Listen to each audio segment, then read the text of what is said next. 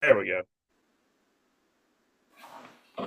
Hello, everybody, and welcome to another episode of Masters of the Underground. As always, I'm your friendly host and neighborhood psychopath. I completely reversed the words today, apparently. It's supposed to be your host and friendly neighborhood psychopath, the Illusionist. Today, I am joined by the Nocturnal. They are a band from Oh, Wales, but is currently based in Liverpool, right? Yeah. Signed to Big Condo Records. They are here to discuss their upcoming single, Girlblend. By the time this episode comes out, I think the single is going to be out the week after or Saturday yes. after because this is going out tomorrow. We're recording this on Sunday. This is going up the next day. Usually I record stuff so much in advance I get confused on the time slots, but I realized that everything was recorded for October, I thought, and then I realized, or for September, and then I realized I was missing an episode. So I was like, let's get Nocturnal on to fill in this episode missing. But that's how it's going today.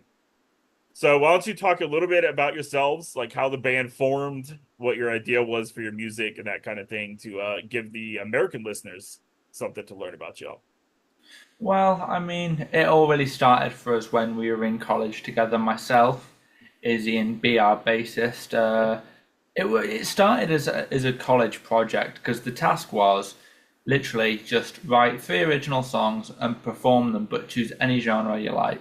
Nice. And those first rehearsals were very chaotic, but we were really happy with the result and decided to carry it on. So then we moved to university together and we all moved in together. And so it sort of went from there, really. Yeah. That's awesome. So did you find that you were always into music from like an early age, or was that something that came to you kind of later on? I suppose it's different for everyone because for me personally, it's like I'd always enjoyed music, but I didn't start like playing an instrument till I was 18. Right. Whereas, I feel that. is it you've been playing since you were how old?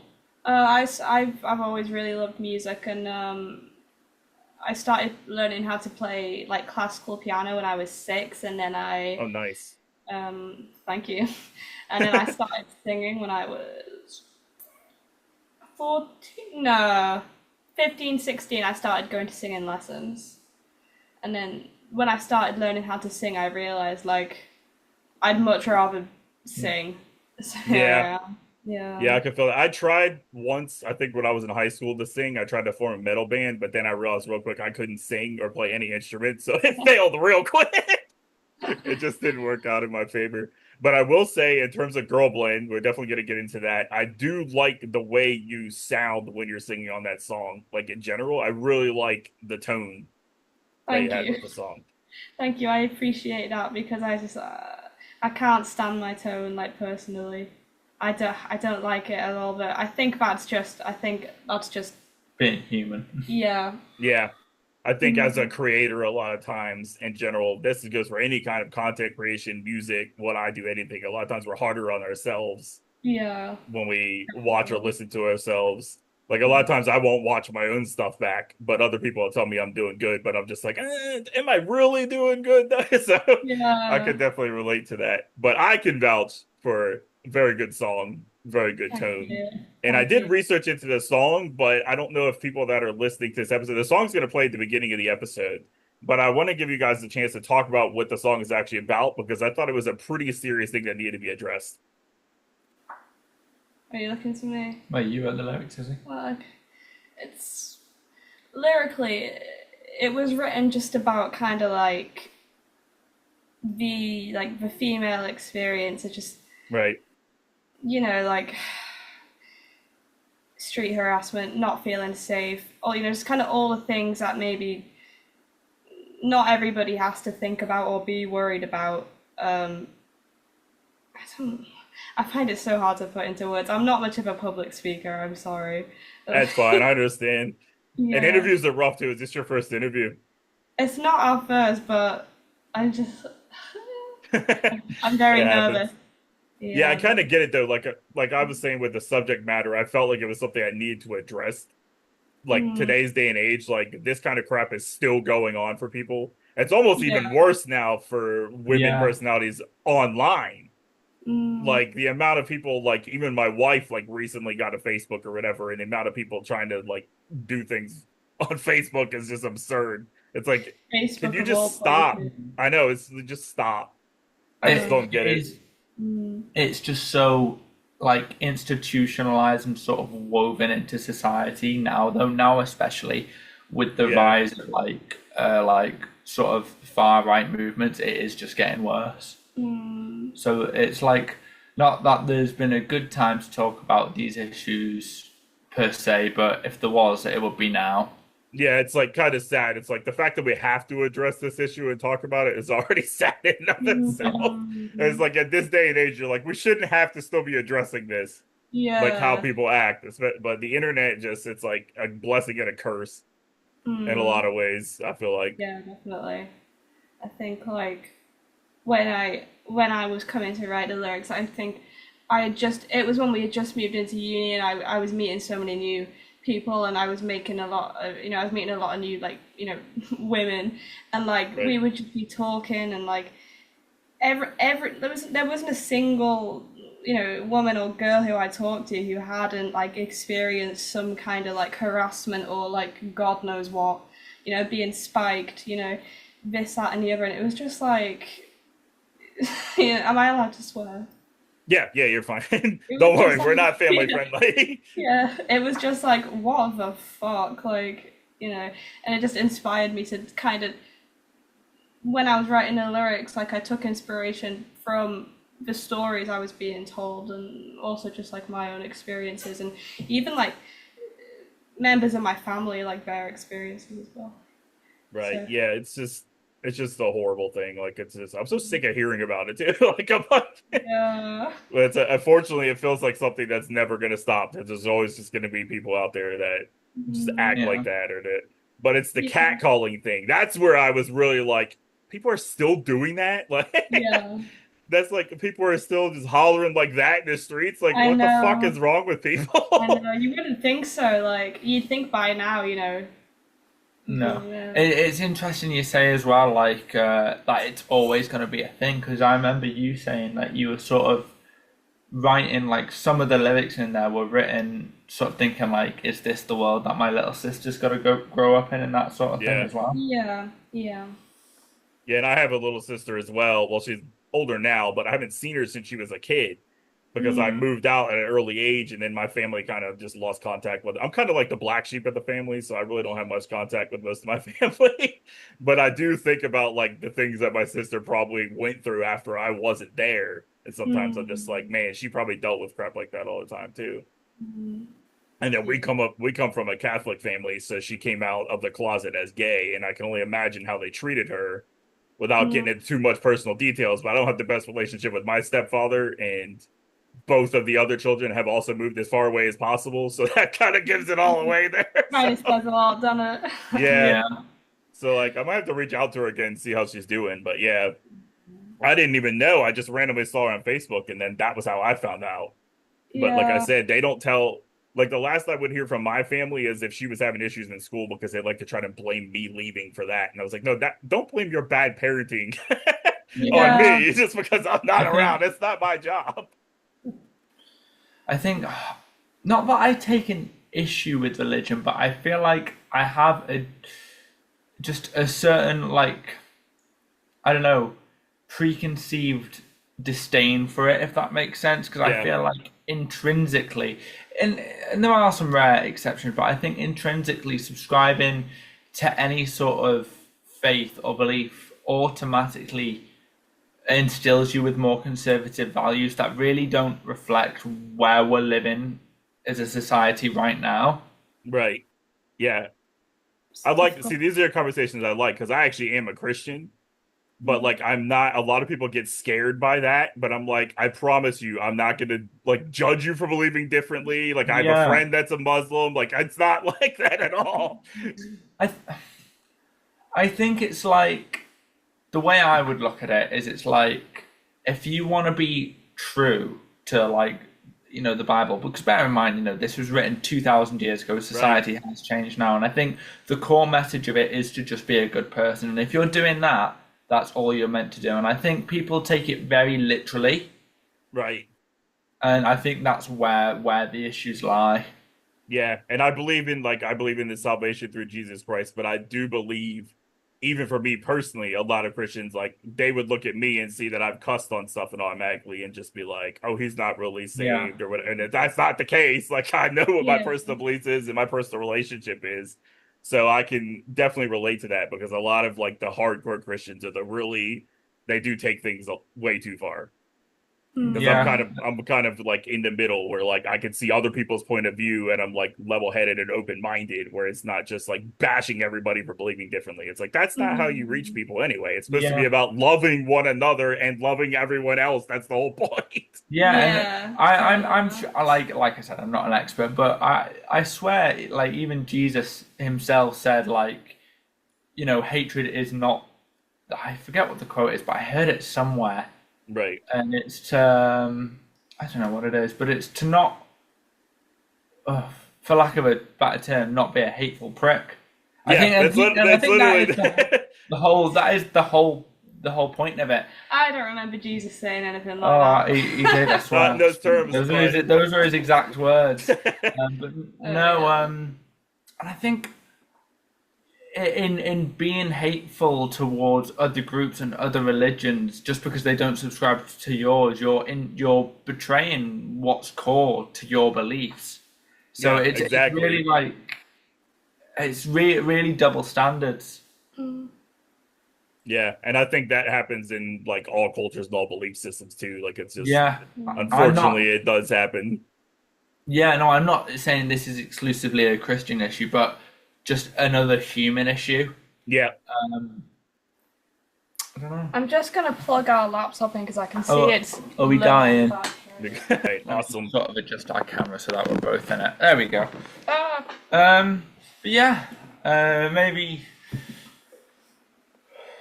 I forgot what I was going to say. settle I've back got, It's down. fine. It's I've, fine. I've, We'll change topics a little bit here. yeah, One of that's what I was going to say. I was like, yeah, because I feel like we went a bit off course then. But that kind of discourse is good. It is good. yeah, that's why I said I like these conversations. And that's why I said like I have friends from many different backgrounds, many different belief systems, and none of us have ever judged each other. Like one of my good friends that's probably been nicer to me than most people is a complete atheist. So Yeah, it's I like think. I think I might have dementia because I've just forgotten what I was going to say again. Doesn't matter. Sorry about that. hopefully I think you're still all right. You're young enough. My grandfather's got Alzheimer's. He's in the home right now. But yeah, I think you're young enough where you can beat it. But that could be nerves too. Like nerves can do it. If you have ADD, like I have ADHD, that can do it mid sentence Maybe that's it sometimes. then. My That words are could be jumbled. it. But you're good. We'll shift focus here. One of the first things I noticed about your band whenever I followed you on Instagram was you had a very goth approach, it seemed like. Yeah. And I'm a horror nerd, like when it just comes to horror. So the second I saw goth, I immediately got intrigued.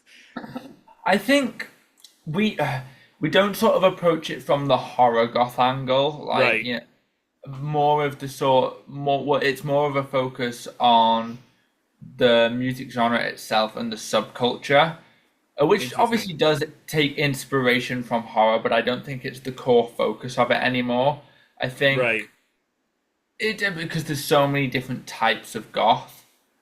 But I think if you're just like talking about the sort of traditional style from the 80s that was started by like bands like Bauhaus, Joy Division, and The Cure, it's more a political thing than it is like a horror thing. Yeah, I kind of got that with like the Girlblend because that was more of a Yeah, shifted like towards, but I didn't know if you were going to go in a direction of possibly having any songs like that because I think from we some of your photo shoots y'all could pull off like a vampire look. It would Yeah, be perfect. definitely. And that's just the horror Definitely. in me because I love horror. So no, it's like we saying that we do have like we did write a couple of horror songs when we first sort of started out.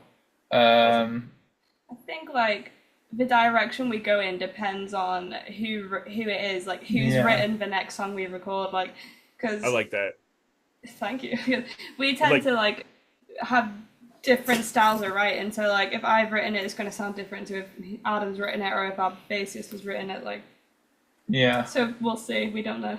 yeah, I like that though. Like how you were said when you started, it was kind of like a project where you were gonna do different styles to me that stands out more because a lot of artists will just stick to like they're like I know this is my thing, but artists that branch out and do other things I tend to enjoy more because I'm like you're covering more territory and you're a lot more versatile, and I think that helps you, that would help you stand out. So if each of you had a completely different style of music for like 3 different singles, that to me would be amazing. I don't think it's That would be cool. necessarily. That would be cool That would be to write, but I don't think necessarily we have different writing styles. I think we do. no, we do. That's not sorry, loud. bit of spaghetti in my mouth there.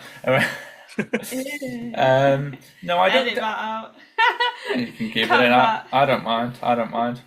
Let everyone know I have spaghetti in my teeth. No, I think we do have different writing styles, but I think because what'll happen is someone will have the core idea, which will sort of set the direction of the song, but then everyone brings together their own sort of styles and the kind of music that they like, and it all sort of comes together into one song. Like for example, this one that you've just written. I would argue it's not. I don't know if I'd agree with that. I'm gonna have to agree to disagree with you on that one. I don't know. I mean, I feel like with this song that you've written, I don't think it's ended up sounding like exactly how you set it out to be. Yeah, because you're stubborn. Well, no, it's just because my ideas are better. And that's a fact. It's actually written in the law, in the Magna Carta, signed by King John, that my ideas are better. Jeez. Disputes. Band tensions are running high. Oh man, we can't have fighting already. You guys are starting. The title of the interview is "The Nocturnal Breakouts into a Fight." Yeah, the Nocturnal breaks up because of the interview. Yeah. Bam, bam, bam. It is just one of those days. Yeah, it happens. What were we talking about again? I've lost my focus. We were talking about different styles of music depending on who's writing the song. Because I addressed that because I thought it would be very interesting to have 3 different songs that are just different genres or different blends, like to me. But that could also be because I have ADHD, so I listen to a lot of different genres and stuff. So I don't think our songs necessarily sound like different genres every time. But I'd say they're influenced by different styles every time. Because I'd say Girlblend, the one that's releasing on October 4th. Right. That's the one I've heard and that's playing at the beginning of the episode. I think that comes from more of a sort of punk ethos as opposed to like a goth one. Yeah, it did feel, I can see that. It had more of the punk rock kind of vibe. I could agree with that. Yeah, and I feel like, you know, some of our early songs like Evermore, that's quite a sort of like brooding atmospheric track. There was like dynamic shifts where it goes quite heavy. That comes from more of like a horror goth type of place. And I think it is dependent on every song, and I think, you know, we're recognizable in our sound, you know, maybe not to someone who's never heard us, but I think all of our songs share like a sonic theme, but stem from different places, which separates them. I don't know if that makes sense, but that's sort of how I see it. Yeah, it makes sense to me. I don't know if it makes sense to everybody, but the way my brain works, it kind of makes sense. It's like different approaches, but they still kind of all mesh together so well that it's like it could seem different, but it could seem the same as well. Yeah. To a certain extent. Yeah, hopefully I worded that more simply, but I might have just made it even more confusing to the listener base. We'll find out. So, do you have anything that you're able to discuss that you're working on coming up aside from like Girlblend October 4th? This episode is going up. What's today? 28th. So this is going up the 29th. So are you still? I assume you're working on more music. I don't know if you're allowed. If you're not allowed to talk about it, that's fine. No. By all means, we can. I mean, we're at the minute we're sort of figuring out what we want to record next. We're just writing loads. Yeah, we're going because we've got such a backlog of songs because it's like we can never focus on one. It's always like we're working on several at the same time, and by proxy, they just never end up being finished. We've just finished writing one that Izzy's written, and that's like the first time we've like sat down and just locked in and been able to get one together, because we're always like, we always want to work on our own stuff. Yeah. And I think that is a little bit of something that's a little bit unfortunate about having sort of three songwriters in a band, is everyone wants to work on their stuff. Yeah, that happens with a lot of bands. Like I think a few, like maybe 3 episodes ago, I was interviewing the singer from the metal band Vicarion from here in the States, and it was kind of the same thing where like, because they're a metal band, so you got probably 2 or 3 guitarists, the drummer, the singer, and everybody wants to get their parts in. And I was like, that's probably one of the hardest parts about writing music as a band, because you want to give everybody their time to shine with their own parts, but then you all have to make sure it makes sense and works well together. Also, it's definitely a process. Definitely. Like, one thing that definitely helped our most recent song get done quicker is because I wrote it on the electric piano, and then because we live together, like, I just, like, my bit of a shit out at you to help me get it done, basically. like every day I was like, can we do some songwriting? Can we do some songwriting? Can we do some songwriting? Until it was done, and then it was done. It was good. Yeah, I'm just sat there trying to like rot in my chair and watch YouTube, and it's can we do some songwriting? Do some songwriting? Yeah, we got it done, didn't we? No, and actually, this is probably my favorite one, but that's the thing with every new song. Every new song is always your favorite one, because you've never heard it before. That's always the hardest question to ask an artist, especially one that the bigger your catalog goes, and you ask them the question of like, what's your favorite song? It's like, why are you asking me that? I have so many. 9 times out of 10, it'll be the last one that they've written. Yeah, in my experience, and then that'll get replaced by the next one that they write. But I think it's looking as though that might be the next one we record, but it's hard to say at the minute. I don't think it'll be anything from our back catalogue. It's more likely to be something that we're working on at the moment, or that we've just written. Yeah. I feel that. And I saw that you've been doing some live shows. How has that been going for you? I mean, we've taken a break from the live stuff to focus on the promotion side of it. So we've not actually done a gig in like... I haven't done one since early July. Early July, yeah. Okay, so the stuff I was seeing recently was probably back for... See, this happens to me a lot, where I think something is like a week ago and it's like months back. Yeah, and that is something that is a bit unfortunate, as, you know, because obviously in the modern day we're forced to be content creators as well as artists, which is a pain in the ass, but it's just the way the world is now. The one thing that is a shame about not doing so many gigs is it's harder to get that stuff together, so you find that we're back posting from like a gig that was like 2 or 3 months ago. Yeah, I can understand that too. That's also harder audience based. I feel like when you can do more live shows, it's easier to draw people. Online is such a hassle nowadays to just get people to even pay attention. And I can relate to this because me running Master of the Underground, I'm one person, so I'm doing the promotion, I'm handling it all on my own and trying to still work at a full-time job. And recently it's been like 10-hour shifts, so it's like trying to navigate all that. Yeah, so it sounds like a lot. Yeah. And then of course I just started the gaming YouTube. I'm like, sure, let's just add something else to my list of things. I mean, I already had one, but I felt like because I stepped away from it for several months, YouTube just started to kind of shadow ban. My stuff wasn't being seen. So I was like, let's start a new one. And I'm like, oh yeah. So let's just add this to my workload for the week. What's stuff to do? But as a creator, it's like you don't feel like it's work when you're creating. If it's something you enjoy and you're passionate about, it usually doesn't feel like that. Absolutely, yeah. That's the thing about being a musician, though. It's like everyone just wants to do the music. They want to write. They want to play. I very rarely find artists who are like, oh yeah, I love posting on Instagram. It's my favorite thing to do. Yeah. It's not. It's a pain in the ass, but I you know, it is very gratifying to see the growth, though, I will say.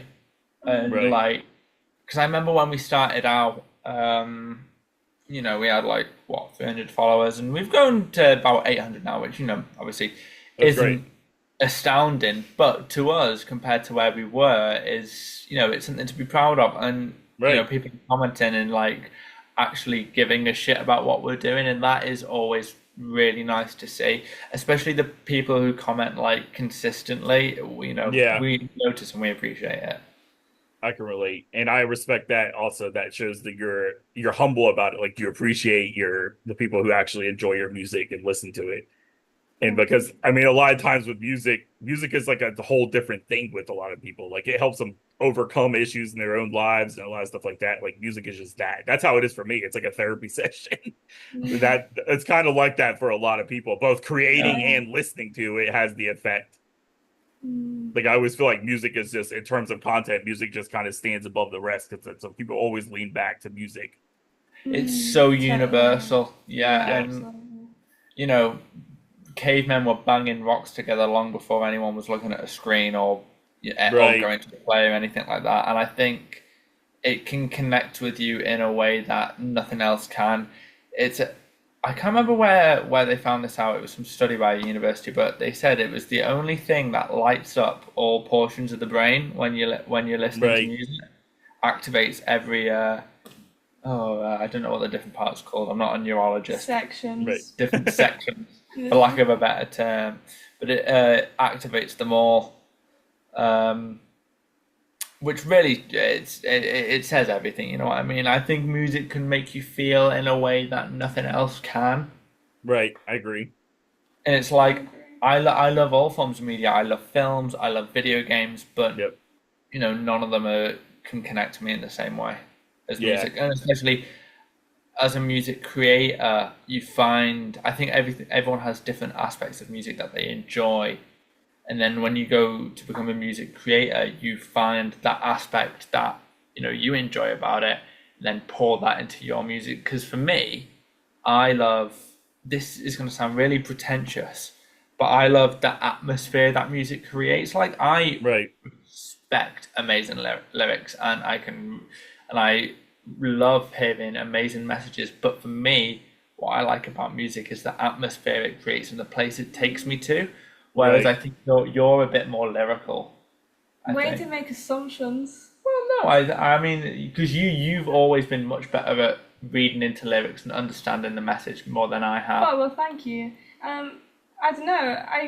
I like both. I can really appreciate, like you said, like all the atmosphere. Like I don't know if I don't think one's more important than the other to me. Like I think the instrumental, like I don't know. I think they're equally really important to me. I think both an instrumental piece and a piece with like lyrics and vocals could make Yeah, me feel something like I don't. equally as intensely. I don't think there's one that's necessarily objectively more important than the other, but I think each person has a certain aspect that means more to them. Right. Don't know. Maybe. I'm not sure. Because for me, it's always the instrumental track, but maybe Mm, I'm looking at as an instrumentalist. I don't know. mm, Yeah. That could be different for different people too. Because for me, it's a little of both. Like, because if I'm listening to like rap or hip hop, like a lot of this show is interviewing underground, like rap artists, hip hop artists. For that, I'm more focused on the lyrical stuff.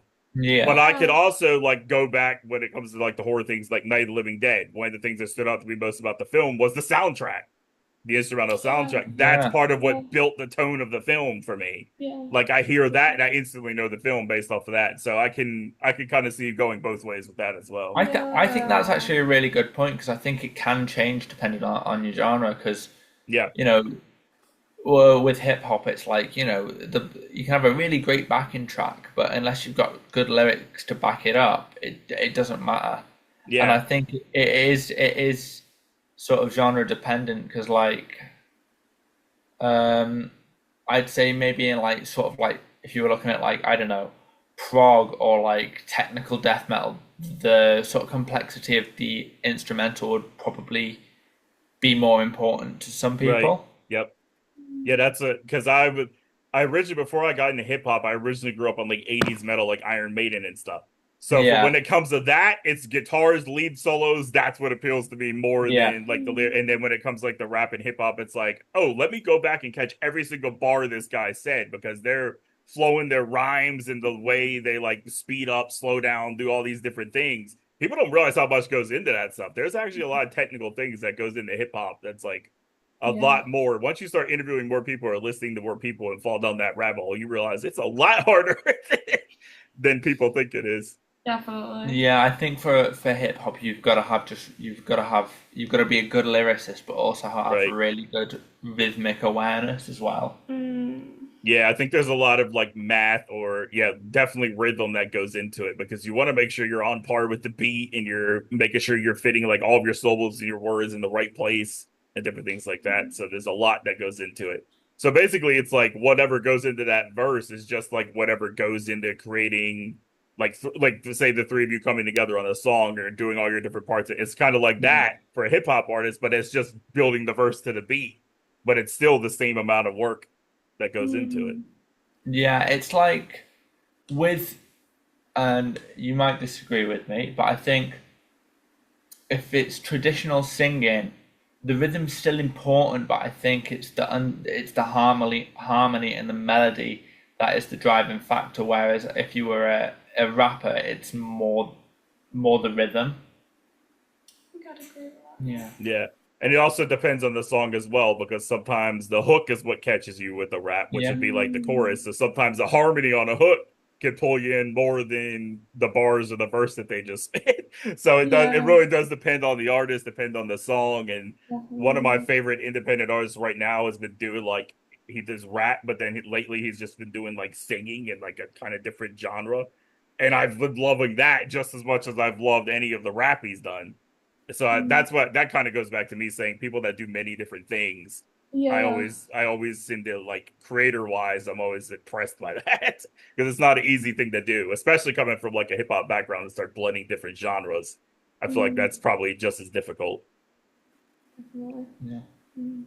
All right, so we have actually reached the end here. We've only got about 5 minutes, and Zoom does a thing where it doesn't allow you any time; it just cuts you off. Like if we hit the mark, it just ends.